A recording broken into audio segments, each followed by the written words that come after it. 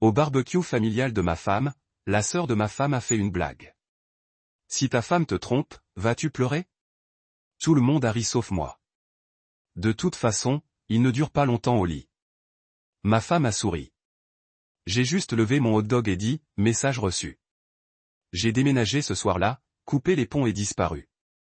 1 an plus tard, je m'appelle Marcus, et pendant la majeure partie de ma vie, j'ai cru que l'amour pouvait tenir. Comme le mortier et la brique, comme le dernier fil d'une chemise déchirée. On le serre fort, on le raccommode où on peut, et on continue. Je pensais que le véritable amour pouvait survivre à tout. Et pendant un temps, c'est vrai. Il a survécu aux longues nuits par terre quand on n'avait pas les moyens de s'acheter un cadre de lit, aux douches froides quand le chauffage tombait en panne, aux avis de retard de loyer et aux disputes qui nous ont tous deux laissés vides. Il a survécu aux genoux écorchés par l'ambition, aux plans inachevés scotchés à la porte de notre réfrigérateur, et même à la fois où j'ai raté son anniversaire à faire 2 heures de travail. Elle m'a alors pardonné, m'a tiré dans son lit à minuit et m'a dit, on est une équipe. Tu te souviens? Je me suis accroché à ces mots comme à un canot de sauvetage. Clara, elle était sauvage, la langue bien pendue, pleine de fougue et d'idées. Elle pouvait entrer dans une pièce et en augmenter la température de 5 degrés. Et moi, j'étais toujours la plus calme. Ancrée, solide. Je n'étais pas tape à accent grave-l'œil. Je n'en avais pas besoin. J'aime mes routines, mes nuits tranquilles, ma structure. Elle m'appelait son équilibre. Elle disait que je l'empêchais de voler trop près du soleil. J'ai porté ça comme un badge pendant des années. Mais personne ne vous dit quoi faire quand la personne que vous aimez commence à atténuer la lumière qu'elle projetait autrefois juste pour vous. Personne n'écrit de manuel sur la façon de réagir quand le rire se teint de venin. Cela ne s'est pas fait du jour au lendemain. Il n'y a pas eu une seule grande trahison, pas une seule dispute cataclysmique qui a brisé les fondations. Au lieu de cela, c'était lent, insidieux, comme de l'eau s'infiltrant dans les fissures d'un mur de briques, se figeant et se dilatant jusqu'à ce que la structure gémisse et se fissure. Tout a commencé par ses yeux perdus au milieu d'une conversation. Avec un soupir, elle n'a pas cherché à se cacher quand je l'ai interrogée sur sa journée. C'était sa façon d'ignorer mes petites gentillesses. Les déjeuners préparés, le robinet qui fuyait réparé, les courses déballées pendant qu'elle consultait son téléphone. Je me disais qu'elle était fatiguée, que la vie était dure, que le mariage avait des saisons. Mais l'hiver est resté plus longtemps qu'il n'aurait dû. Je me souviens de sa façon de me toucher le bras en passant. C'était une seconde nature, douce, décontractée, disparue. Un jour, ça a tout simplement cessé. Je lui ai tendu la main pendant une soirée cinéma, et elle a tressailli. Pas de peur, plutôt comme si j'avais interrompu quelque chose de sacré. J'ai fixé la télévision le reste de la soirée, faisant semblant de ne rien remarquer. Mais si. J'ai tout remarqué. Il n'y avait plus de blagues privées. Les petits regards que nous échangions dans les pièces bondées avaient disparu. Elle souriait plus à son téléphone qu'à moi. Le lit était devenu un paysage divisé. Elle d'un côté, moi de l'autre, un mur de non-dit entre nous. J'ai essayé. Mon Dieu, j'ai essayé. Je lui ai proposé de sortir avec moi, d'aller boire un verre, de faire une promenade, de s'asseoir en silence et de simplement respirer. Elle avait toujours une raison de refuser. Trop fatiguée, trop occupée. Peut-être une autre fois. Mais une autre fois n'est jamais venue. Nous avons arrêté de nous disputer. C'était le pire. Les gens pensent que crier signifie que tout s'effondre. Mais le silence. Le silence, c'est la mort. Nous coexistions comme des fantômes dans une maison que nous avions construite ensemble. La même maison où nous dansions autrefois pieds nus dans la cuisine, fenêtres grandes ouvertes. J'ai essayé de la retrouver dans ses souvenirs. J'ai écouté de vieilles chansons que nous aimions. Je lui ai préparé un café comme elle l'aimait. 2 sucres, un peu de lait d'amande, remué dans le sens inverse des aiguilles d'une montre. Elle n'a même pas cligné des yeux. Et puis sont venus les sourires narquois. Subtils, rapides, le genre de réponse qu'on raterait si on n'y prêtait pas attention. Je disais quelque chose et elle pinçait les lèvres et détournait le regard comme si j'étais un idiot qu'elle devait tolérer. Cela me blessait plus que n'importe quelle insulte. Ce n'était pas ce qu'elle disait, c'était ce qu'elle ne disait pas. Je sentais son jugement dans l'air, comme si ma présence était un fardeau dont elle n'avait pas encore trouvé le moyen de se débarrasser. Un soir, je lui ai demandé si elle était heureuse. J'ai gardé une voix égale, un ton doux. Je ne cherchais pas à me disputer. Je voulais juste la vérité. Elle n'a pas répondu. Elle m'a juste regardé, a cligné lentement des yeux et a dit, « Pourquoi poses-tu des questions dont tu connais déjà la réponse ?» Cette phrase est restée gravée dans ma poitrine comme un éclat de verre. J'ai hoché la tête, suis entré dans le garage et suis resté là 1 heure, à fixer le mur, ne sachant pas comment revenir à l'intérieur. Il y a eu 1000 moments comme ça. Chacun était petit, insignifiant, peut-être pour quelqu'un d'autre. Mais pour moi, c'était de minuscules blessures. Et avec le temps, ils m'ont saigné à blanc.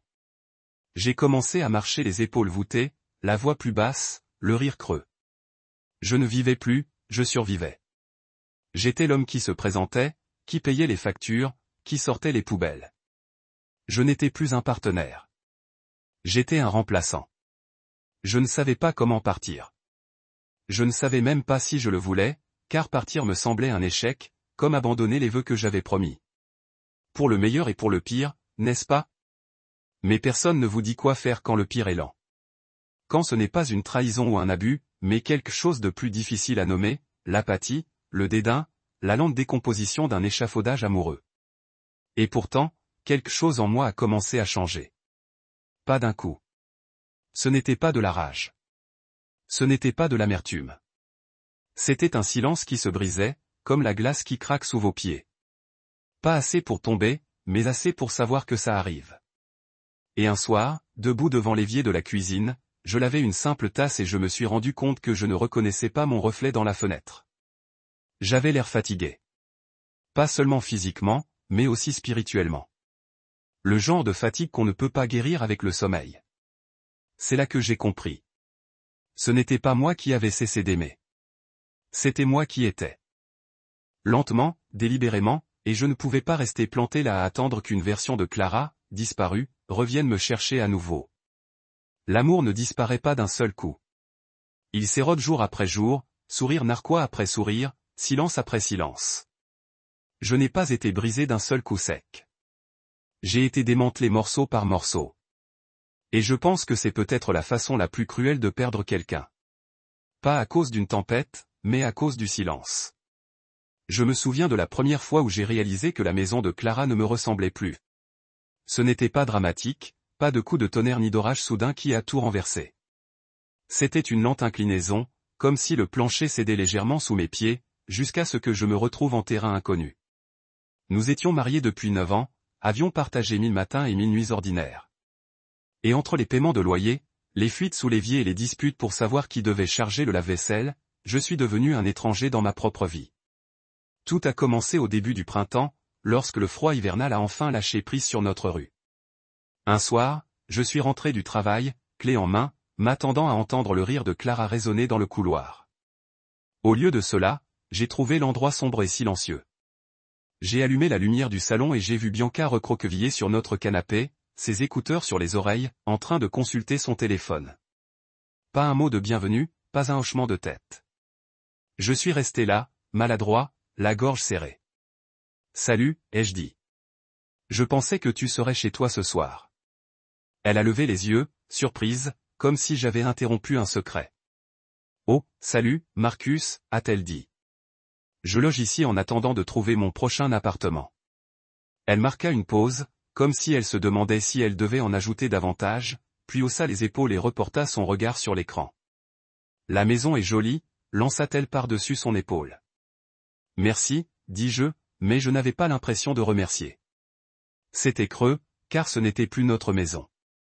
Elle appartenait à Clara et, par extension, à Bianca. J'essayais de faire comme si de rien n'était, me disant qu'elle faisait partie de la famille. Guest restait une nuit ou deux, mais Bianca restait des semaines, voire des mois. La sœur de Clara, audacieuse, tapageuse, une bombe sociale enveloppée de rouge à lèvres, avait emménagé après sa rupture. Elle n'avait aucun meuble, pas d'acompte, et une façon de tout ramener à elle. J'ai remarqué que les sourires de Clara s'amplifiaient en présence de Bianca, ses rires faciles, ses complots partagés dans mon dos, ses regards en coin. J'aurais dû prévenir Clara que laisser entrer Bianca changerait la donne chez nous, mais j'étais trop occupé à faire comme si tout allait bien. J'ai commencé à sentir la tension dans tous les recoins. Le matin, je me servais 2 cafés, un pour moi, un pour Clara. Mais Bianca prenait le sien en premier, avec de la crème fouettée et un filet de cannelle. Mon café arrivait tiède, un rituel qui disait sans mots, tu n'es pas importante. Parfois, je le laissais refroidir à température ambiante jusqu'à l'oublier complètement. Je me demandais quel message cela envoyait, quelle ligne invisible j'avais franchie pour que Bianca mérite mieux. Le soir, Clara et sa sœur chuchotaient dans la cuisine tandis que j'étais allongé sur le lit à faire défiler de vieilles photos sur mon téléphone. Des photos de nous avant que nous ne soyons devenus des ombres. J'envoyais des messages comme des fantômes à mon passé. Tu me manques. Tu te souviens de nous? Mais ces messages étaient rassemblés dans un dossier marqué comme non lu, ignoré. J'ai senti la distance se creuser. Le lit semblait plus grand, plus froid. J'ai essayé d'en parler à Clara une fois. Nous étions assises à la table de la cuisine sous la lumière crue du plafonnier. Je me suis éclairci la gorge. Quand notre maison a-t-elle cessé de nous ressembler? J'ai balayé du doigt les mugs dépareillés, la pile de magazines de Bianca sur la table d'appoint, les murs vides qui abritaient autrefois nos reproductions d'art. Ma voix semblait étrangère. Je rentre à la maison et j'ai l'impression d'être en visite. Clara leva lentement les yeux, les lèvres pincées. Elle pencha la tête, m'observa comme un insecte curieux qu'elle aurait trouvé dans le jardin. Finalement, elle soupira. Une de ces silhouettes exaspérées, sans échappatoire à l'empathie intérieure. « Marcus, tu es ridicule, dit-elle. C'est ma sœur. Elle a besoin d'un endroit où dormir. C'est temporaire. Temporaire. » Je répétais ce mot, lourd sur ma langue. Parce que le temporaire s'était étalé sur des mois, puis des années. Je me demandais si j'étais devenue la seule à remarquer, la seule à m'en soucier. Peut-être que j'exagérais. Peut-être que ce n'était qu'une mauvaise passe, mais mon instinct me disait le contraire. Je portais mon malaise comme un vêtement, trop serré, me démangeant la peau. J'ai essayé de me créer un coin, un petit bureau près de la fenêtre, un sanctuaire pour mon univers paisible. J'y ai installé mon ordinateur portable, empilé mes cahiers et mes stylos, mais Bianca avait besoin d'espace pour faire du yoga, alors elle a réquisitionné cet endroit. Elle s'est répandue dans toutes les pièces. Son linge sur le sol de la salle de bain. Sa musique à plein volume à minuit. Son rire résonnant dans le couloir. J'ai d'abord dormi, persuadé que c'était juste moi qui étais de mauvaise humeur. Mais peu à peu, cela a miné ma patience, mon espoir. Je me souviens d'un après-midi où je suis rentré tôt pour faire une surprise à Clara avec un déjeuner. J'ai repensé à ce moment-là toute la journée, ses yeux s'illuminant, sa main posée sur mon bras pour me remercier. Mais en franchissant la porte, j'ai trouvé Bianca dans notre cuisine, une fleur dans les cheveux, un cupcake à moitié mangé au creux de la main. Elle apprenait à Clara à décorer, discutant avec animation d'une comédie romantique dont je n'avais jamais entendu parler. Ils marquèrent une pause à mi-chemin, se tournèrent vers moi, puis se détournèrent et reprirent la leçon. Je restais là, tenant 2 barquettes de salade en plastique, jusqu'à ce qu'ils relèvent les yeux. « Oh, salut, Marcus », dit Bianca en s'essuyant les mains sur un tablier qui n'était pas le mien. Le déjeuner. J'essayai de rire, posai les barquettes sur le comptoir et en offris une à Clara, qui la prit sans un mot, puis passa devant moi dans le salon. J'hésitais, puis portai mon repas au bureau que Bianca avait abandonné et mangeai seule, écoutant le bruit de notre vie me filer entre les doigts. Cette nuit-là, je ne pus dormir. J'arpentais la maison d'une pièce à l'autre, comme si je pouvais trouver un interrupteur caché pour tout remettre en marche. Mais la maison n'avait aucun secret. Elle reflétait simplement ce qui s'était déjà passé. J'étais un figurant dans mon propre mariage, un spectateur de la vie que j'avais construite. Mes murs résonnaient de rires qui ne m'incluaient pas, de conversations qui s'envolaient, me laissant hors de leur orbite. Le matin, j'étais assis au comptoir du petit déjeuner, parcourant les offres d'emploi et les locations d'appartements, un rituel silencieux que je pratiquais quand j'avais le cœur serré. Clara apparut derrière moi, buvant son café avant celui de Bianca, et pendant une fraction de seconde, je revis la femme que j'avais épousée, la femme brillante et fougueuse qui m'avait un jour tenu la main par-dessus ce même comptoir. Elle m'offrit un sourire qui n'atteignit pas ses yeux. « Tu t'es levé tôt, dit-elle. »« Tu n'as pas pu dormir, répondis-je d'une voix neutre. » Elle hocha la tête et s'éloigna. Et je compris alors que j'étais déjà en train de faire mes valises, non pas avec des valises, mais avec des pensées, des projets, des possibilités. La maison qui, je pensais, nous bercerait pour toujours s'écrouler sous le poids de promesses à moitié vides. Et je savais au fond de moi qu'un jour viendrait où je cesserais d'attendre une invitation pour la récupérer. Mais pour l'instant, je restais parce que quitter Mint était devenu une évidence. Et je n'étais pas encore prêt à prononcer ces mots à voix haute. Je suis arrivé au barbecue avec un malaise insurmontable. Les événements familiaux de Clara étaient devenus les miens par défaut. Une obligation que j'attendais autrefois avec impatience me donnait désormais l'impression d'entrer dans une pièce de théâtre sans queue. Le soleil matinal baignait le jardin, projetant de longues ombres sur les chaises pliantes et la piscine gonflable où les enfants de Bianca pataugeaient. Une odeur de charbon de bois flottait dans l'air. Et quelque part, une radio diffusait une douce musique country. Je me faufilai par le portail, le cœur serré, et m'arrêtai pour me glisser discrètement avant de monter sur scène. Le père de Clara, Monsieur Carmichael, tenait le grill d'un air fier, une pince à la main et une assiette en carton dans l'autre. Son chapeau à large bord reposait fièrement sur ses cheveux argentés. Autour de lui, sa mère discutait avec sa famille, ses perles scintillant au soleil. À 6 mètres de là, les enfants de Bianca se poursuivaient dans l'herbe en poussant des cris aigus. Aucun d'eux ne me jeta un regard. Ils étaient trop occupés à hurler de joie, leurs pieds martelant un rythme improvisé qui marquait mon statut d'outsider. J'ai pris une grande inspiration et me suis dirigé vers la glacière, espérant me fondre dans la masse. La glacière était posée entre une chaise de jardin dépareillée et une petite table de pique-nique, le salon VIP officieux, me suis-je dit. J'ai soulevé le couvercle et pris un soda chaud, dont la condensation m'a glissé entre les doigts. Je fixais les bulles pétillantes à la surface, attendant quelque chose, n'importe quoi, pour me distraire du scénario préétabli. Je me suis senti obligé de suivre. J'ai ouvert la canette et pris une gorgée, laissant la douceur me caresser la langue. J'ai scruté la foule. Clara se tenait à l'ombre, à côté de sa mère, bavardant et riant. Son regard a croisé le mien un instant, puis s'est détourné. Rien n'a été dit. Je me suis rapproché du grill, espérant qu'un hochement de tête ou une salutation polie briserait la glace. Monsieur Carmichael m'a aperçu à travers la fumée.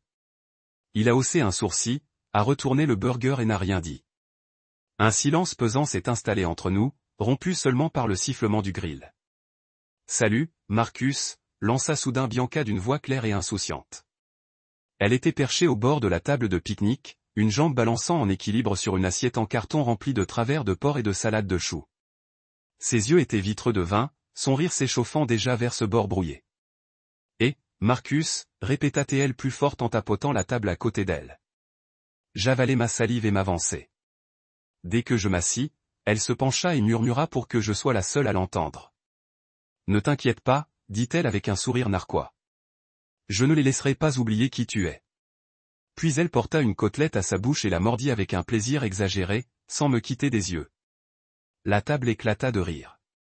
Les cousins de Clara, quelques tantes, des oncles, tous portant des assiettes en carton comme les siennes. Je sentis la chaleur me monter au visage. Je posai mon soda et m'éclaircis la gorge. « Tout sent bon », dis-je d'une voix calme, mais personne ne m'entendit à cause des rires qui résonnèrent dans la cour comme le tonnerre. Bianca se rassit, repoussa une mèche de cheveux derrière son oreille et tapota son assiette avec sa fourchette. Finalement, lorsque les rires se transformèrent en petits rires discrets, elle me désigna du doigt avec sa fourchette et dit « Eh, Marcus, si jamais Clara te trompe, vas-tu pleurer ?» Ces mots flottèrent dans l'air comme une insulte cinglante. Ils parcoururent le groupe, et les rires recommencèrent, plus forts cette fois, comme une vague menaçant de m'engloutir tout entier. Je ne riais pas. Je ne bronchais même pas. Au lieu de cela, je pris une autre gorgée de soda avec précaution, comme un acte de nonchalance pratiqué. Quelque chose de froid me traversa. Quelque chose de plus aigu que la gêne. Ma poitrine se serra, ma gorge se serra, mais je forçai à avaler ces mots, les ravala d'un trait. Je me rappelai que c'était moi qui préparais nos repas, qui payais nos factures et qui maintenais la cohésion du foyer. Il pouvait se moquer de moi ici, mais cela ne me briserait pas. Une cousine de Clara cria en retour. Elle l'avait probablement déjà fait. Les mots me giflèrent plus fort qu'un poing. Le rire s'amplifia, porté par l'air chaud de l'été. Je vis Clara se mordre la lèvre, je surpris ses yeux cligner, mais elle ne dit rien. La blague leur appartenait désormais. Puis une autre voix se joignit à elle.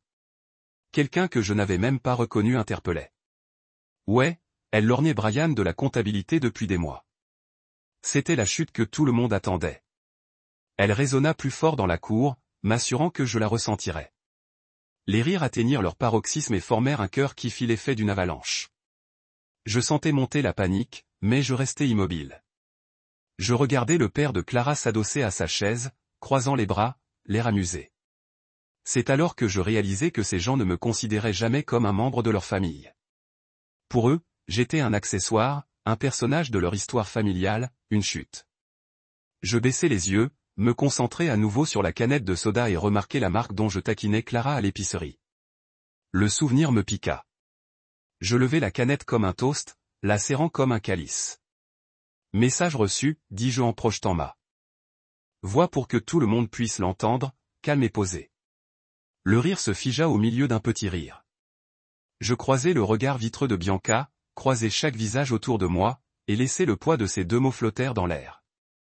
Un instant, le silence régnait dans le jardin. Le grésillement du barbecue ralentit. Même les enfants interrompirent leur jeu et fixèrent du regard. Puis, sans s'arrêter, les bavardages reprirent. Ils retournèrent à leurs boissons et à leurs assiettes. Les rires changèrent de sujet. Le barbecue continua comme si de rien n'était. Je m'écartai de la table, la chaise pliante raclant l'herbe. Je marchai vers le bord du jardin, dépassant la piscine gonflable, puis la table ombragée par un parasol. Sans me retourner. Je ne savais ni où j'allais ni combien de temps j'y resterais. Mais à cet instant, je compris quelque chose de fondamental. Les liens qui nous unissaient s'étaient distendus. Le jardin n'était plus un lieu de souvenirs familiaux. C'était une scène où je réalisais mon rôle, celui de spectateur silencieux. Je sentis la brise chaude de l'été me caresser le dos en atteignant le portail et en le franchissant, laissant derrière moi le bruit, les rires et cette version vide et moqueuse de l'appartenance qui avait autrefois semblé une promesse. Et tandis que je descendais la rue, la chaleur du le soleil de l'après-midi, oppressant, devint libérateur, car je m'éloignais enfin de leur scénario pour me consacrer à ma propre histoire. Une histoire que j'écrirais à ma façon. Je ne riais pas. Je ne bronchais pas. Au lieu de cela, je regardais le hot-dog dans ma main comme si c'était le seul lien qui me rattachait au monde. Sa vapeur montait dans l'air de l'après-midi, et je sentais sa chaleur s'infiltrer dans mes doigts, plus réelle que n'importe quel sourire sur n'importe quel visage autour de moi. Le barbecue avait été une scène, la blague de Bianca, le texte le plus cruel de la pièce, et maintenant nous arrivions au dernier acte, celui qui rendait tout impossible à ignorer. Le père de Clara se tenait près du grill, spatule à la main, retournant des saucisses avec une aisance experte. Sa mère se tenait à proximité, disposant les assiettes en piles bien ordonnées. Ses perles accrochaient la lumière à chaque mouvement délibéré. Je scrutais l'assemblée. Un flot de linge et de rire. Des enfants courant après des frisbes, des tantes et des oncles tenant des verres de rosé et de bière, trinquant à rien que du spectacle. Aucun d'eux ne soutint mon regard autrement qu'avec un léger amusement ou une curiosité polie, comme s'ils observaient un chien triste qui tournoyait autour de sa queue. Je portai le hot-dog à ma bouche et pris une bouchée lente. Le goût de moutarde piqua sur ma langue. Je mâchai, puis ralentis, puis avalai. Le goût de viande transformée et de pain rassis me parut profondément insignifiant comparé à ce qui se passait autour de moi. Pourtant, il me ressaisit. Je réalisais à cet instant que j'avais été privé de dignité, mais ce hot-dog était à moi, à tenir, à manger, à posséder. Quelqu'un cria de l'autre côté de la cour, « Fais-nous signe, Marcus. » Merci pour le goûter. Ils ont hué et applaudi comme si j'avais rendu un grand service en venant. J'ai levé mon hot-dog plus haut, comme pour lui offrir un rappel. Puis j'ai jeté un coup d'œil vers Clara, juste à côté de son père, perché sur une chaise pliante, un verre de vin rouge à la main. Ses lèvres se sont retroussées en un sourire si imperceptible qu'il est presque passé inaperçu. Juste une lueur d'amusement, un pincement au coin de sa bouche, comme si le divertissement du week-end ne faisait que commencer. Et puis elle a parlé, sa voix résonnant à travers la cour. Bon, ce n'est pas comme s'il restait au lit. Bref, leurs rires ont explosé comme des coups de feu. J'ai entendu mon propre nom résonner, mais à chaque syllabe, je me sentais de moins en moins comme un personnage de leur comédie tordue. Mon visage s'est enflammé, mais mon cœur s'est glacé. J'ai baissé les yeux vers le hot-dog, vers la trace de moutarde qui maculait ma paume. Et à cet instant, j'ai réalisé quelque chose. J'étais devenu leur divertissement, leur plaisir coupable, leur chute. Ils se sont assis et ont regardé, vers au ciel, attendant la prochaine insulte, le prochain silence gêné, le prochain moment d'humiliation. Je me suis souvenu d'une époque où Clara et moi plaisantions sur le fait de cuisiner pour des foules, d'accueillir un jour des amis sur notre propre porche, de trinquer à la simple joie d'être ensemble. Je me suis souvenu de sa main dans la mienne alors que nous retournions des hamburgers sur un grill branlant dans notre premier appartement. Je me suis souvenu du goût de son rire quand j'ai brûlé la première fournée de saucisses et qu'elle m'a taquiné en appelant ça la surprise au charbon de bois de Marcus. Ce souvenir m'a frappé comme une vague et j'ai avalé le reste de mon hot-dog d'une bouchée. Je me suis redressé, je me suis essuyé la bouche du coin de ma manche et j'ai levé la main en un salut lent et délibéré. Message reçu, ai-je dit d'une voix parfaitement calme, une lame d'acier dissimulée sous la soie. Le silence retomba dans la cour, juste un instant, le temps qu'ils comprennent que je leur parlais, que j'avais plus que ce mot à dire. Le sourire narquois de Clara s'estompa, ses yeux s'écarquillèrent pendant un instant. Le sourire de Bianca se figea, son verre de vin à mi-chemin de ses lèvres. Même son père marqua une pause en plein saut, la saucisse de bratwurst pendant à sa spatule. La chaleur oppressante de leur rire se dissipa, remplacée par un silence qui donnait l'impression d'un public retenant son souffle. Je les haïssais tous à cet instant. Détestais leur plaisir suffisant, leur cruauté insouciante, leur empressement à me regarder me faire déchiqueter pour le plaisir. Mais je ressentais aussi autre chose. Une étincelle, la certitude farouche que je ne serais plus leur amusement. Je me détournai de la table de pique-nique, laissant le hot-dog à moitié mangé dans son plateau en carton. Ce n'était pas une question de nourriture. Ce n'était jamais une question de nourriture. Il s'agissait de revendiquer un peu de dignité dans une pièce pleine de vautours. Je marchai vers la porte latérale, chaque pas posé. L'herbe était fraîche sous mes chaussures, un réconfort fugace contre le poids de ma poitrine. Je vis la mère de Clara reculer sa chaise et se lever, l'inquiétude et la confusion dansant sur ses lèvres. Marcus, appela-t-elle, incertaine. Tu vas bien? Je m'arrêtai devant le portail, la main sur le loquet. Je lançai un regard à Clara, qui baissa les yeux sur ses genoux, soudain incapable de me regarder dans les yeux. Je secouai légèrement la tête, non pas par colère, mais par lucidité.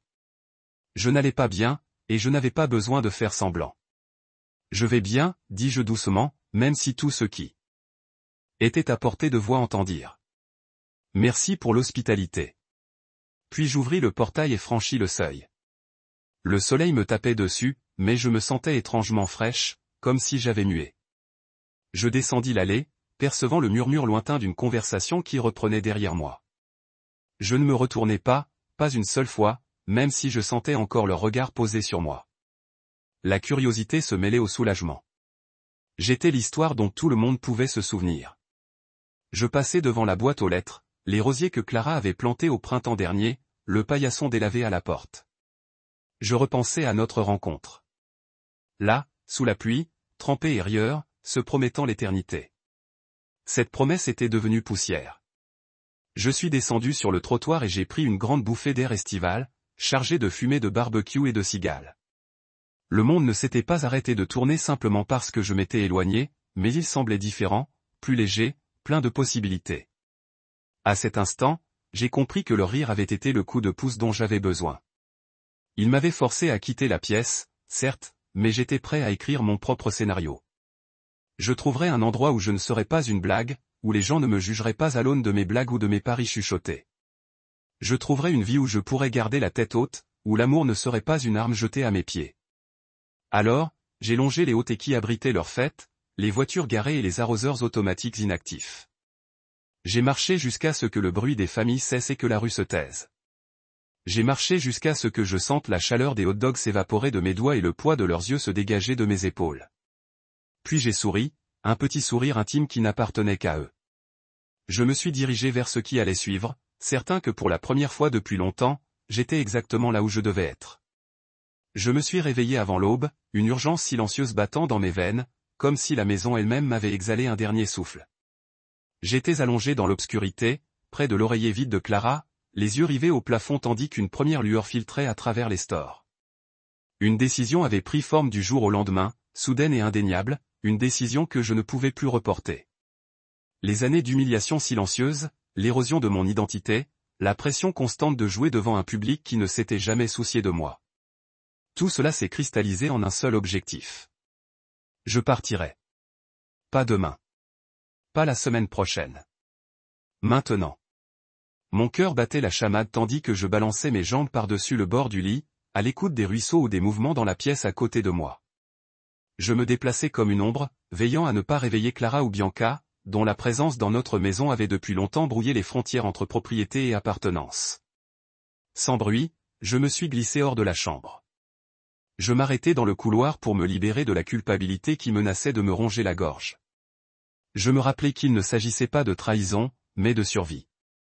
Dans la cuisine, je déposai un simple post-it sur le comptoir. Les mots étaient déjà écrits dans ma tête avant même que ma main ne touche le papier. Voyons voir qui rit maintenant. Je le pliai en deux pour qu'il soit impossible de le manquer. En dessous, je déposai l'enveloppe contenant les papiers du divorce. Ils étaient définitifs, signés en secret des mois plus tôt, alors que je m'accrochais encore aux derniers espoirs de sauver ce que Clara et moi avions autrefois. Les papiers étaient lourds, comme la dernière brique d'un mur effondré. Je les glissai à la vue de tous, à côté de mon passeport, de mon ordinateur portable et d'une épaisse liasse de billets que j'avais économisés sans explication. Le reste de mes affaires était déjà emballé dans 2 grands sacs de sport près de la porte de derrière. Je les avais choisis avec soin, robustes, discrets, faciles à transporter. J'en fermai un, puis l'autre, testant leur poids. Chaque traction me rappelait les années où j'avais transporté bien plus que des vêtements, des espoirs, des rêves, des projets communs et des illusions d'éternité. Désormais, les sacs ne contenaient que ce dont j'avais besoin pour retrouver ma liberté, pour disparaître d'une vie devenue insupportable. Un léger bruissement derrière moi me figea. L'espace d'un instant, je crus avoir été découverte, mais ce n'était que le bourdonnement du réfrigérateur, le son matinal aussi familier que l'étaient autrefois mes propres battements de cœur. J'expirai, la tension se dissipant de mes épaules. Je jetai un coup d'œil à l'horloge du micro-ondes. 5h13. Parfait. Personne ne s'apercevrait de moi avant que le soleil ne s'élève et que le monde ne réalise mon absence. Je pris les sacs de sport et les portai jusqu'au garage où j'avais garé ma vieille berline. J'avançai avec une lenteur délibérée, sachant que la précipitation me trahirait. Je déverrouillai la portière, déposai mes sacs sur le siège et m'enfonçai au volant. La sellerie sentait légèrement le cuir et les vieilles tasses à café, un souvenir des matinées que je commençais autrefois avec le café de Clara. Sur le tableau de bord. J'ai fermé les yeux un instant, résistant à l'envie de tendre la main par-dessus le siège pour la prendre, car elle ne serait pas là. Au lieu de cela, j'ai démarré le moteur et suis sorti du garage en marche arrière. Le monde extérieur était encore plongé dans la pénombre, la rue déserte et silencieuse. J'ai baissé la vitre et senti la brise fraîche me caresser le visage, chargé d'un parfum de rosée et de pin. L'espace d'un instant, ce fut comme un baptême, lavant la poussière de 9 ans. Je me suis éloigné du trottoir, guettant un signe d'erreur. Mais aucune sirène n'a hurlé, aucune trace de pas ne m'a poursuivi. La maison s'est éloignée dans mon rétroviseur, ses vitres éteintes, le mot sur le comptoir dissimulé à ma vue. C'était comme si elle avait disparu, elle aussi. Notre mariage tout entier, condensé en une seule image vide. J'ai roulé vers l'est, suivant les routes sinueuses qui sortaient de la ville, passant devant des lampadaires qui s'éteignaient à mon passage. Ma destination était une petite ville à 3 états de là, où un homme nommé Glenn louait des cabanes dans les bois. Je me suis souvenu avoir trébuché. Sur son annonce en ligne, discrétion garantie. C'était comme le destin. Je lui avais viré l'argent dont je pouvais me passer des semaines auparavant, via un pseudonyme et un réseau Wi-Fi public. Il m'avait envoyé l'adresse en retour, sans poser de questions. J'ai emprunté l'autoroute déserte et regardé les kilomètres défiler. Le soleil levant peignait l'horizon de teintes dorées et roses. Sur la route, je n'ai pas pleuré. Je ne me suis pas retourné. J'ai simplement conduit. La radio n'était que grésillante. Une bande-son parfaite pour mon départ d'une vie qui m'était devenue étrangère. Mon reflet dans le rétroviseur m'était inconnu. Un homme façonné par la douleur, mais aussi par la détermination. J'ai laissé les larmes me menacer, mais j'ai refusé de leur donner un coup de pouce. J'avais déjà pleuré ce que nous avions perdu, morceau par morceau. Maintenant, j'étais à l'aube d'autre chose, la promesse de la découverte, de la reconstruction, de la paix. Après des heures au volant, j'arrivais à l'orée d'une forêt dense. Une allée de gravier menait au chalet, petit, délavé, mais avec de la fumée s'échappant de la cheminée. Garni, coupez le moteur et écoutez. Pas de voix, pas de rire, pas d'accusation de chuchotement, seulement du vent à travers les pins et du cri lointain d'un faucon. J'ai attrapé mes sacs et déverrouillé la porte d'entrée, marchant sur un porche en bois, porté lisse par des années de pas. À l'intérieur, la cabine sentait les aiguilles de pin et la fumée de bois, et mon traction ralentit comme si je me suis finalement expiré après avoir retenu mon souffle trop longtemps. Je pose mes sacs, laisse la porte se fermer derrière moi et je me dirigeais vers la petite fenêtre donnant sur la clairière. J'ai regardé la cabine qui avait été ma forteresse en exil fusionnée avec les arbres. J'ai imaginé le visage de Clara, son sourire narquois ce jour-là avec le hot-dog, et j'ai ressenti un scintillement de quelque chose qui n'avait rien à voir avec le désir ou le regret. C'était la gratitude pour le moment où elle m'a brisé en fragments, faisant sans le savoir la place pour quelque chose de nouveau à grandir. Cette nuit-là, après que le crépuscule bleu s'est disparu dans l'obscurité d'encre, j'ai construit un feu dans le foyer en pierre. Je me suis assis dans un fauteuil battu, ma valise à mes pieds, et laissé les bûches crépiter. J'ai bu de l'eau d'une tasse ébréchée et chuchoté aux flammes scintillantes, c'est le début. Pas de revoir, pas de regard en arrière, juste une promesse silencieuse que je ne serais pas définie par leur rire ou leur dédain. Je serais l'homme qui connaissait sa valeur, qui a reparti quand je suis érodé jusqu'à la nuit jusqu'à ce que la nuit a donné la voix à quelqu'un. Rendre au bruissement des arbres. Sans juge. Chaque pas de pas libérant la tension que j'avais transportée comme une seconde peau. À l'intérieur, la cabine sentait le pain épais. Un parfum terreux qui semblait laver la crasse de la ville s'accrochant toujours à mes vêtements. La pièce principale était modeste. Un fauteuil en cuir usé à côté d'un poêle à bois, une petite table avec 2 chaises incompatibles et une seule étagère de livres qui semblait avoir été collectés dans tous les coins du pays.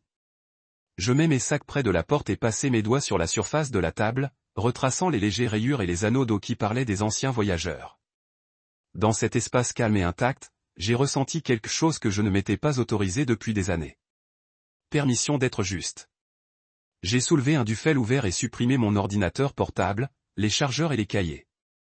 J'ai trouvé un coin de la table et disposé mon espace de travail comme s'il plantait un drapeau. Ensuite, j'ai déballé le plus petit sac, les chaussettes en laine, les chemises en flanelle, un manteau épais et cache ma garde-robe dans le placard. Personne ne demanderait ma présence ici. Personne ne remettrait en question mes heures ou ne jugerait ma solitude. J'ai senti le premier vrai soupçon de paix s'installer dans ma poitrine. Un murmure que j'avais peut-être finalement trouvé un endroit où ma valeur n'a pas été mesurée dans les sourires ou les ragots chuchotés. Le matin est venu de son propre horaire, réparant la lumière pâle à travers les fenêtres de la cabine. J'ai préparé du café sur une plaque chauffante électrique et je suis sorti pour rassembler du bois de chauffage. L'air était croustillant contre mes poumons. Chaque respiration est un rappel net que j'étais vivant et libre. J'ai trouvé une pile de bûches divisées derrière la cabine et j'en ai mis une sur mon épaule. Le poids me fonde dans le présent. Je les ai transportées vers le bois, je les ai soigneusement empilées et j'ai senti le rythme de la répétition apaiser mon esprit. Il n'y avait pas de précipitation, pas de délais imposés par qui que ce soit sauf les saisons de virage. Je me suis installé sur la chaise en cuir à côté du poêle à bois, j'ai ouvert mon ordinateur portable et connecté au VPN que je me suis configuré pour un travail contractuel, des affectations de codage, des correctifs système, des tâches de sécurité du réseau. Mes clients éloignés s'en fichaient si j'étais dans la ville ou dans les bois tant que le travail a été fait. Je me suis plongé dans les lignes de code, le clic constant des clés, un métronome pour mes pensées. Lorsque le soleil a traversé le ciel au milieu, je me suis penché en arrière, j'ai étiré mes bras et écouté le silence s'installer autour de moi comme une couverture. Dans ce silence, je me suis entendu penser pour la première fois depuis des années. Les jours sont tombés dans un schéma apaisant. Travailler jusqu'à midi. Un déjeuner tardif de soupe et de pain, une promenade à travers les bois à la recherche d'inspiration, ou simplement de la solitude. J'ai appris à regarder la lumière se déplacer à travers les arbres, poursuivre le chemin des écureuils pendant qu'ils daraient les bouleaux et remarquer la façon dont le vent a plié les herbes au bord de la forêt. J'ai tenu un journal sur la table en enregistrant de petits moments, un regard prudent d'un cerf à l'aube, l'écho d'une hume de chouette au crépuscule, la façon dont la première neige a dépoussiéré le sol comme du sucre en poudre.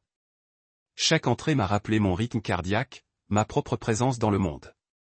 Parfois, j'ai haché du bois aux côtés de la cabine, le rythme du journal de réunion de la hache, une sorte de méditation. À chaque swing, j'ai senti la tension du passé abandonner sa main sur mes épaules. Le bois se divise proprement, les éclats de la dispersion comme de vieux regrets se brissent à un mur. J'ai empilé les morceaux par le poêle, en regardant la pile grandir jusqu'à ce qu'il promettait de la chaleur à chaque nuit froide à venir.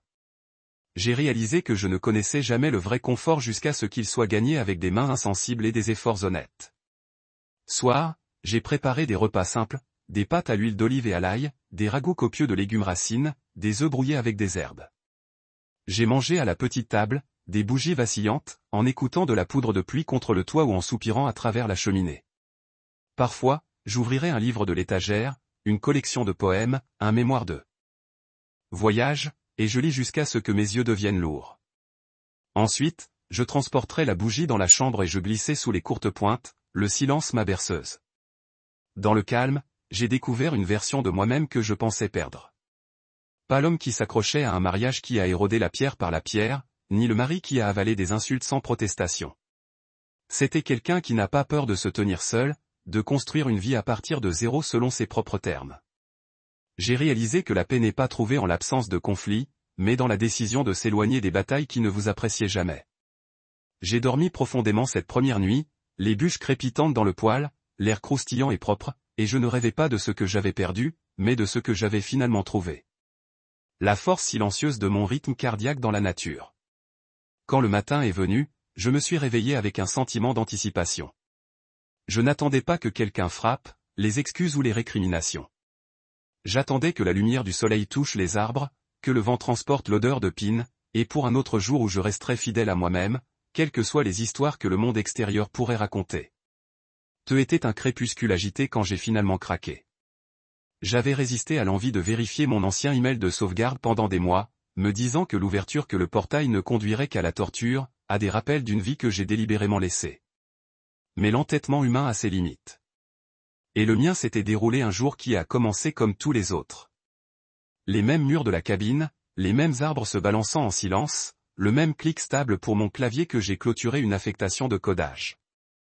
Mon cœur était étrangement creux, comme si j'avais échangé un vide pour un autre, et j'ai réalisé que j'avais raté quelque chose, même si je ne savais pas quoi. La curiosité a conquis la prudence lorsque j'ai ouvert un onglet de navigateur frais, tapé dans l'adresse et laissé mes doigts planer sur les champs de connexion avant de finalement appuyer sur Entrée. La boîte de réception m'a accueilli avec une seule ligne inquiétante, 62 messages non lus. Le nombre planait là-bas, trop grand, trop important, et pendant un moment, je n'ai pas bougé. Je savais ce qu'ils étaient avant de voir le nom de l'expéditeur. Clara. Chaque message portait sa signature numérique, sauf peut-être les premiers de Bianca ou la poignée d'adresses de transfert qu'elle a dû utiliser pendant sa propre tourmente, mais il s'agissait surtout de Clara. J'ai pris une profonde inspiration et j'ai cliqué sur le premier, se préparant à tout le massacre de fantômes en attendant, en s'enfuyant, il disait, ligne d'objet simple accusatoire à l'intérieur. Ses paroles étaient légères, taquinant même. Quittez vos chaussettes sous le lit. Vous l'avez toujours fait. J'ai dû les laver moi-même. Cela semblait presque affectueux la façon dont elle imitait nos blagues intérieures. J'ai ri doucement, un réflexe qui m'a surpris puis j'ai cliqué sur le sujet suivant. Vous lâche. Pas de ponctuation, juste une accusation brute. Vous pensez que vous cacher dans une forêt vous rend courageux? Vous courez de nous. Courir de vous-même. Le JAB a piqué et moi avons grimacé à l'écran. Sa colère est venue ensuite. Une volée de messages inondant ma boîte de réception sur les jours. Tu es un lâche. Vous avez rompu toutes les promesses. Pourquoi tu me fais ça? Je les ai ignorés pendant une semaine.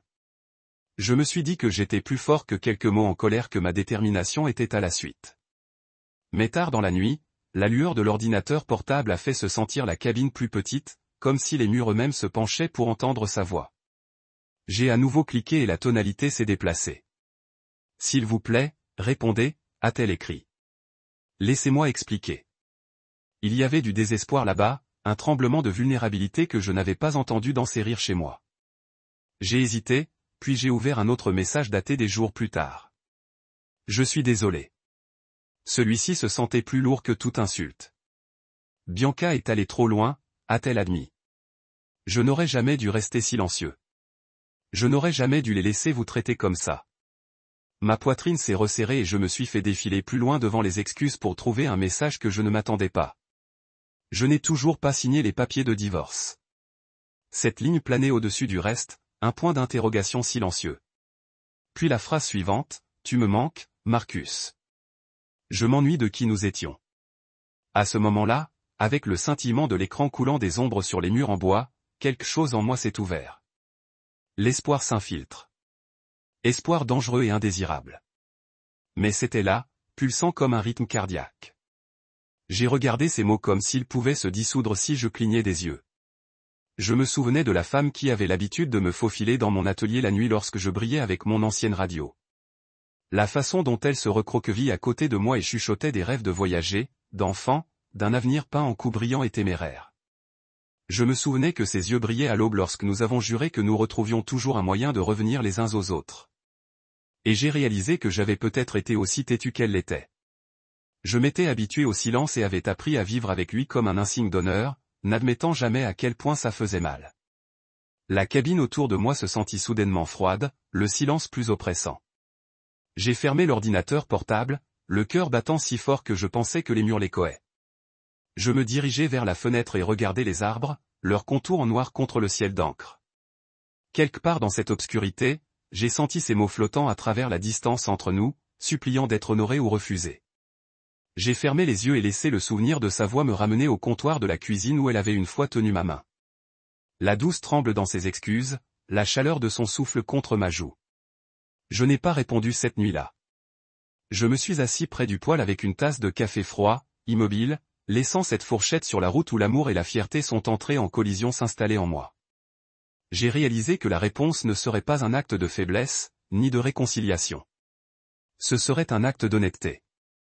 Je lui devais autant, et peut-être que je me devais une chance de fermer la porte que j'avais laissée un pot. Le lendemain matin, l'aube a peint le ciel en rose et hortensitif. J'ai de nouveau ouvert mon ordinateur portable et j'ai regardé son dernier message, toujours à l'intérieur, sa confession numériquant. Attendant ma main. J'ai laissé les mots s'attarder sur mon écran alors que je recueillais mon courage, puis j'ai commencé à taper. Je ne savais pas ce que je dirais, seulement que j'avais besoin de dire quelque chose de vrai. Clara, écrivais-je, mes doigts planant devant la ligne suivante. Je l'ai imaginé la lecture seule, peut-être sur le même chemin de souvenirs et je regrette de traverser. J'ai pensé à nos vœux, aux rires et aux larmes, la façon dont nous avons promis de nous soutenir les uns les autres quoi qu'il arrive. J'ai tapé, j'ai reçu vos messages. Je ressens ce que vous avez dit, mais j'ai besoin de savoir si vous êtes prêt à reconstruire ou si cela fait partie du matin. Je me suis arrêté, avalé dur et j'ai ajouté, tu m'as manqué et je me suis manqué. J'ai regardé l'écran, le cœur dans ma gorge et j'ai cliqué sur envoyer. Le ping de confirmation résonnait comme une cloche de départ, et je me penchai en arrière, les yeux fermés, écoutant la cabine respirer autour de moi. Pour la première fois depuis que j'ai disparu, j'ai senti le monde se déplacer sous mes pieds.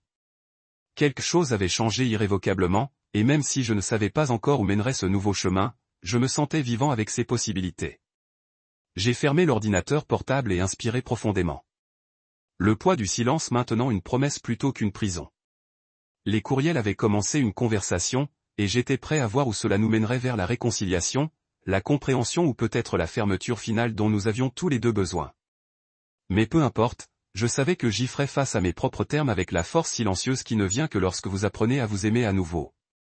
La parole de ma disparition a percuté le monde de Clara comme une vague de choc. J'ai entendu des morceaux d'amis communs qui ont appelé ou envoyé un message. Certaines curiosités se sont déguisées en préoccupations, d'autres amertumes étant allongées de coups de feu et de friandises. J'ai écouté sans répondre, laissant leurs histoires peindre un tableau des conséquences que j'avais mis en mouvement. Dans leur version des événements, je suis devenu le personnage central d'une comédie tragique. Le mari qui souffre depuis longtemps qui disparaît sans avertissement, laissant le chaos dans son sillage. Mais la vérité sous les ragots était plus complexe, plus poignante, et j'ai réalisé que le départ avait coûté plus cher à Clara qu'elle ne l'imaginait. Au début, il y a eu des recherches paniquées. Bianca a fait irruption dans mon ancien bureau à la maison, traversant les fichiers, exigeant de savoir où j'avais caché chaque reçu, chaque relevé bancaire, chaque clé de la maison.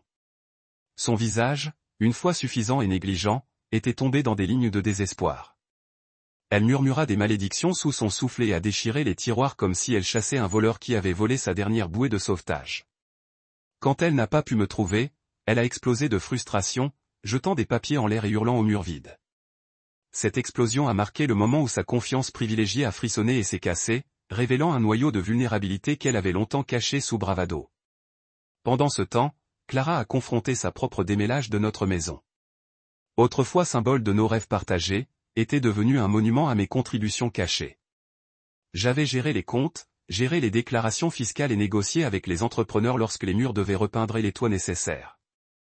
Elle a découvert la vérité des semaines plus tard lorsqu'un créancier a appelé exigeant le paiement des réparations dont elle ne se souvient pas avoir approuvé. Confuse, elle a fouillé son email uniquement pour constater que j'avais silencieusement couvert toutes les dépenses, lui envoyant la documentation avec des notes amicales, des rappels des dates dues ou des suggestions douces pour améliorer la plomberie avant le gel d'hiver. Elle regarda les messages, ses doigts tremblants en réalisant que sans ma surveillance, les factures étaient restées impayées et la maison avait dérivé vers la foreclosure. J'ai appris sa panique lorsqu'un avocat m'a transmis un email effréné qu'elle avait écrit, me suppliant de retourner des appels pour résoudre le gâchis que j'avais laissé. Dans ce document, elle a admis qu'elle avait vendu sa voiture pour couvrir la facture d'un entrepreneur, puis a utilisé ce qui restait pour payer le loyer sur une petite unité de location. Elle a écrit que nos amis, ceux qui ont célébré notre vie ensemble, avaient disparu, ne voulaient pas retirer leur coup après que les rumeurs circulaient selon lesquelles l'argent avait disparu, les comptes bancaires drainés et une ligne de crédit cachée a été maximale. Elle a signé avec des larmes de honte et de regret en se regroupant dans ces mots. En lisant cela, j'ai ressenti une touche de chagrin pour la femme qui avait autrefois été mon partenaire, trébuchant maintenant à travers un champ de mine de sa propre fabrication. À ce moment-là, l'empire du père de Clara avait également commencé à s'effondrer.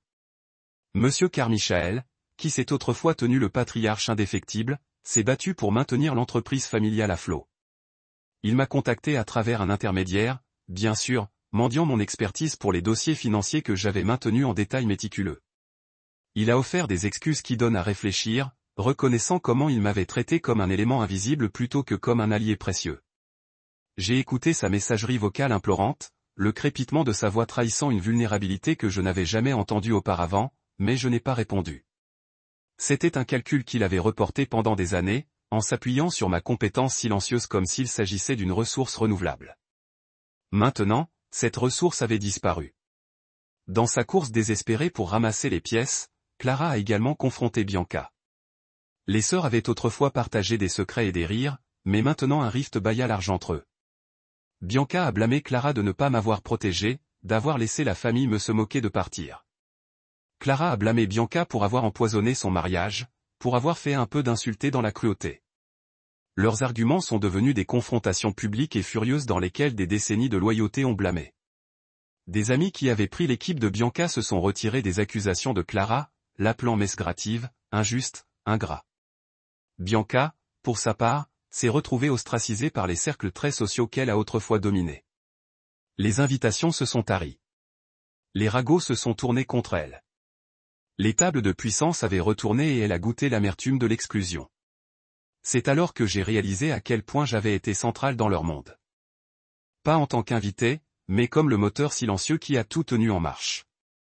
Mon départ était leur calcul.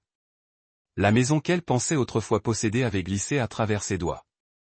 L'entreprise qu'il contrôlait autrefois avec un sourire narquois avait échoué sans les livres que j'avais conservés. La sœur qu'elle avait invitée en faveur avait enflammé une tempête de feu qui les a consommés tous les deux.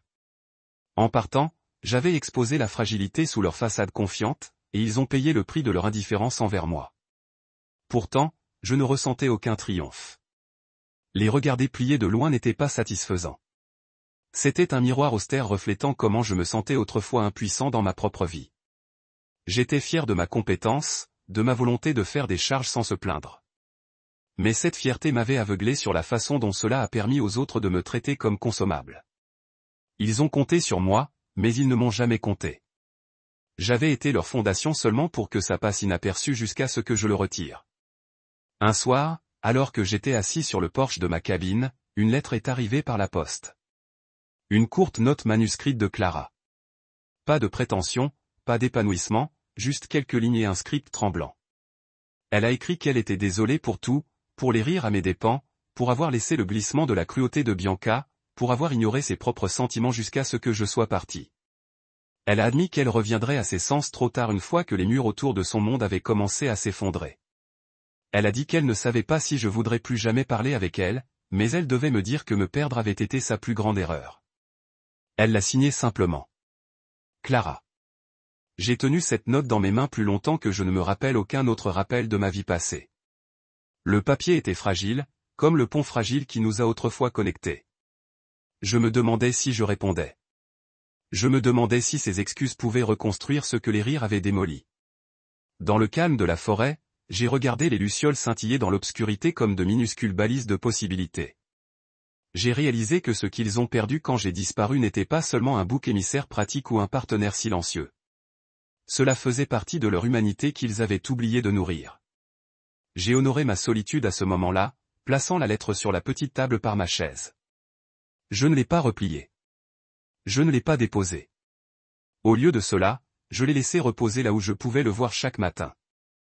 Un témoignage du coup de la négligence du travail tranquille de l'amour. Et dans ce choix, j'ai trouvé une paix fragile. Paix en sachant que j'avais des droits sur ma propre valeur. Paix pour assister à leur retombée sans en être consommé. Et la paix en apprenant qui se défend parfois au milieu de l'épave est le seul moyen de découvrir qui vous êtes vraiment. C'était le genre d'après-midi où la pluie est tombée dans de douces draps tapotant contre le toit de la cabine comme un battement de tambour doux. Je me suis assis à la petite table en bois, un livre joué ouvert devant moi, mais je ne lisais pas. Mon esprit a continué à dériver vers la dernière lettre de Clara et le poids de ses excuses. La cadence régulière des gouttes de pluie était presque méditative, me boitant dans une tranquillité de paix tranquille que je ne connaissais pas depuis des années. Puis vint le coup. 3 enveloppements délibérés sur la porte d'entrée qui m'ont sorti de mes pensées comme une alarme. Mon cœur bégaya dans ma poitrine. Les visiteurs étaient rares ici. Je n'avais donné à personne l'adresse de la cabine, sauf Glenn, le propriétaire. Je me suis levé de la chaise, à chaque étape mesurée et j'ai traversé la pièce. La pluie a apporté à la fenêtre à côté de moi, des gouttelettes se couchant dans le verre. Quand j'ai atteint la porte, j'hésitais à planer la main sur le verrou. Logique a chuchoté que ce ne pouvait pas être Clara. Elle ne savait pas où je me suis enfui. Pourtant, une étrange certitude s'est installée sur moi, comme si j'avais toujours su que ce moment viendrait. J'ai ouvert la porte une fissure. Clara était debout dans le seuil étroit, trempée sur la peau. Ses cheveux s'accrochaient à ses joues dans des mèches humides, et ses vêtements, autrefois croustillants, étaient trempés. Dans ses mains, elle saisit un dossier de manille si étroitement que ses jointures étaient blanches. Ses yeux, bouchés rouges, me poussent à penser un instant, puis loin. Marcus, dit-elle, voix à peine au-dessus de la pluie. Le seul mot portait 1000 émotions. Regret, peur, désir. Je l'ai regardé, sans voix, le monde se rétrécissant à ce moment sur le porche. Juste nous deux. Pluie et mémoire entre nous. Elle avala comme si elle se battait pour l'air. J'ai besoin de dire que je suis désolé. Sa voix craqua sur la syllabe finale et elle brossa une main sur son front comme si elle essuyait la culpabilité elle-même. Je suis vraiment désolé pour tout ce que j'ai fait, tout ce que j'ai dit. J'ai détruit la seule personne qui n'a jamais cessé de me battre pour moi. J'ai gardé mon visage immobile, mais à l'intérieur de ma poitrine, mon cœur battait comme un oiseau piégé. Les souvenirs ont augmenté. Ses rires sur les saucisses brûlées. Sa main sur mon bras et mon réconfort silencieux. L'étincelle dans ses yeux lorsque nous rêvions d'une vie ensemble. Et puis les barbecues, les sourires, les mots qui m'ont brisé pouce par pouce. J'ai fermé la porte complètement, en reculant sur le porche. Entrez, dis-je tranquillement. Elle se baissa la tête, laissant la pluie couler de ses cheveux alors qu'elle traversait le seuil. J'ai fermé la porte derrière elle et les conduite à la table de la cuisine. Elle s'assit sur la chaise que j'avais offerte une fois pour son café du matin, les épaules courbées, serrant le dossier de sa poitrine comme une bouée de sauvetage. J'ai versé 2 tasses d'eau chaude et je lui ai remis une. Elle enroula ses mains autour, respirant la vapeur, puis exhala lentement. J'ai trouvé votre adresse dans nos anciens emails, a-t-elle déclaré, voix provisoire. Je sais que c'était lâche de vous de disparaître, mais je ne savais pas où aller. J'ai essayé d'appeler, de envoyer des SMS, tout. Elle a ouvert le dossier et a glissé son contenu sur la table. Photocopie des états financiers, une pile de chèques annulés et en bas, les derniers documents de divorce signés par nous deux. Je les ai regardés, mais je n'ai rien dit. J'ai signé, a-t-elle poursuivi, les yeux sur les papiers. Je l'ai fait il y a des semaines. Je suis prêt, ou aussi prêt que je le serai jamais. Je sais que nous ne pouvons pas revenir en arrière. Je sais que je te blesse plus que je ne mérite pardon, mais je voulais que tu entendais de moi face que je prends l'entière responsabilité du désordre que j'ai fait. Elle a rencontré mes yeux et j'ai vu un besoin brut là-bas. Le besoin d'absolution, le besoin de connexion, le besoin de fermeture. Je me penchai en arrière sur ma chaise, les mains pliées sur la table. Puis pâtellerai sur le toit, une symphonie naturelle de notre silence tendu. Enfin, j'ai parlé, ma voix basse et mesurée. Vous avez dit que vous étiez désolé. C'est important. Je m'arrêtai, essayant de trouver les bons mots entre la colère et la compassion. Mais il ne suffit pas de le dire. Les actions comptent. Vous ne pouvez pas vous excuser avec les mots seuls.